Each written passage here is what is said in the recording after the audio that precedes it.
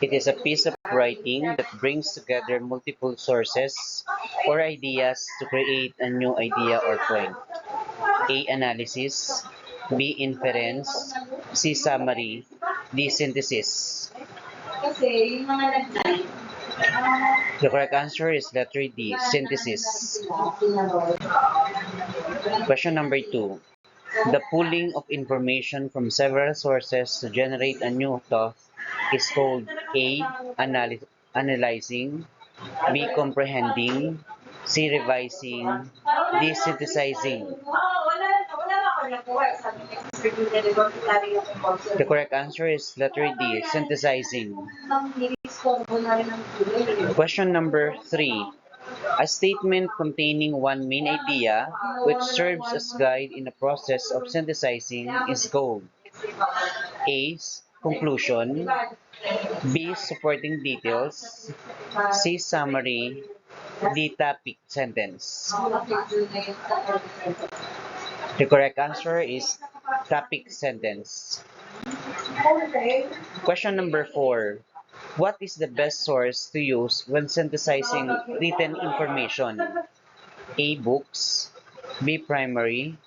C. Secondary. D. Tertiary. The correct answer is letter B. Primary source.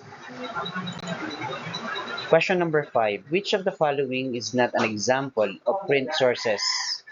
A. Books and textbooks. B. Encyclopedias. C. Newspapers. D. Websites. The correct answer is websites. Question number 6. Restating someone else's ideas into as few words as possible is called A. Analyzing. B. Inferencing. C. Summarizing. D. Synthesizing. The correct answer is letter C. Summarizing. Question number 7. It is the rewording of a paragraph or text in order to borrow, clarify, or expand on information without plagiarizing. A. Analyzing. B. Inferencing. C. Paraphrasing. D. Summarizing. The correct answer is letter C. Paraphrasing. Question number 8. The following statements describe a good synthesis except A. A way to come up with original ideas. B. A chance to express one's opinions about the topic. C. Comparing and contrasting different theories or positions. D. Combining ideas from several sources with one's idea to come up a new idea.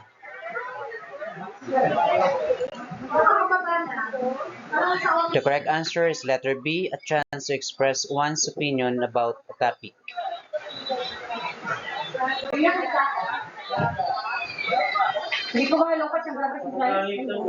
Question number 9. Which among the examples below best illustrates synthesizing of sources? A. Emma declutters her cabinet. She puts into several boxes her clothes, linens, and other items she no longer needs. B. Emma's sister rummaged through the different boxes, pull out the items, put them in another box, and deliver them to an orphanage. C. Emma sorts again the contents of the boxes, takes several colorful dresses, cut them and turn them into beautiful blankets. The remaining scraps of cloth are made into potholders and doormats. D. Emma sells her quilted blankets, potholders, and doormats to a neighbor and friends. The correct answer is letter C.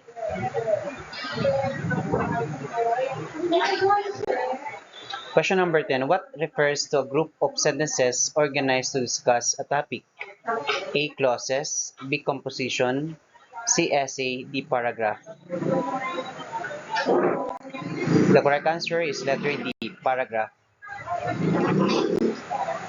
Question number 11. Which essential part of a paragraph elaborates the topic by including specific details or evidences? A. Concluding sentences. B. Supporting sentences. C. Topic sentence. D. Thesis statement. The correct answer is letter B. Supporting sentences.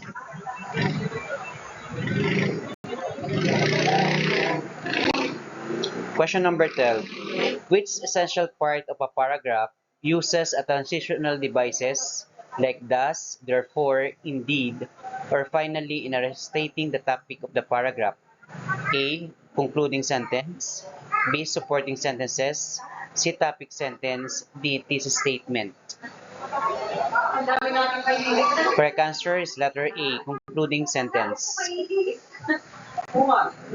Question number 13. What principle of paragraph writing is evident when all sentences in the paragraph talk about one critical idea or topic?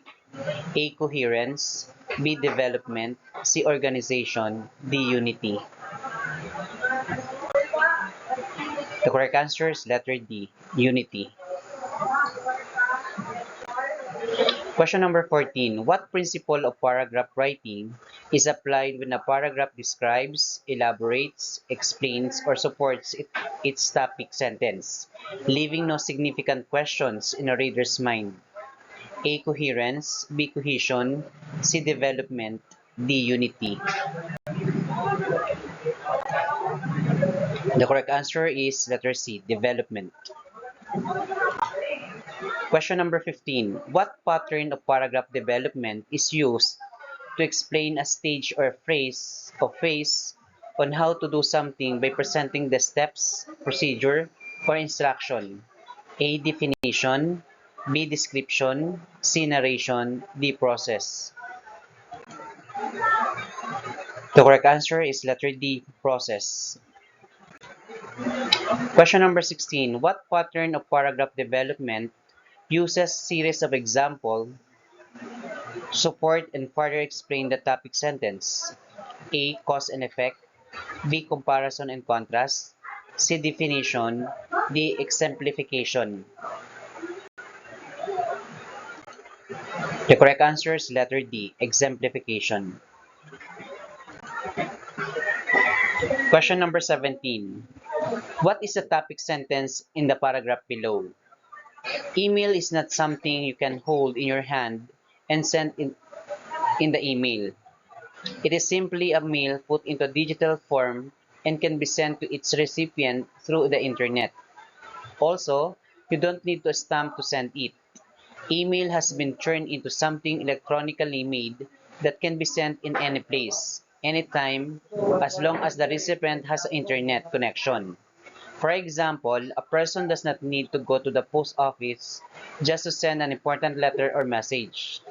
All he or she has to do is simply open his or her email account, type the message, and send it to the recipient's email address. In other words, email is an electronic mail. A. Email is not something you can hold in your hand and send in the mail. B. Email is a mail put into digital form and sent to its recipient through internet. Letter C. Email has been turned into something electronically made that can be sent in any place, anytime, as long as the recipient has the internet connection. Or letter D. In other words, email is electronic mail. The correct answer is letter A. Email is not something you can hold in your hands and send in the mail. Question number 18. Vlogs are different from blog. Which pattern of paragraph development best fits given the topic sentence? A. Cause and effect. B. Compare and contrast. C. Definition. D. Exemplification. The correct answer is compare and contrast. Question number 19. Which of the following arrangement of sentences is an example of coherent paragraph?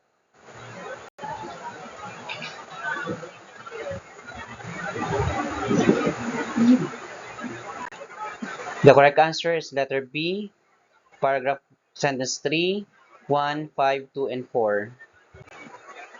Question number 20. What pattern of development is appropriate for item number 10?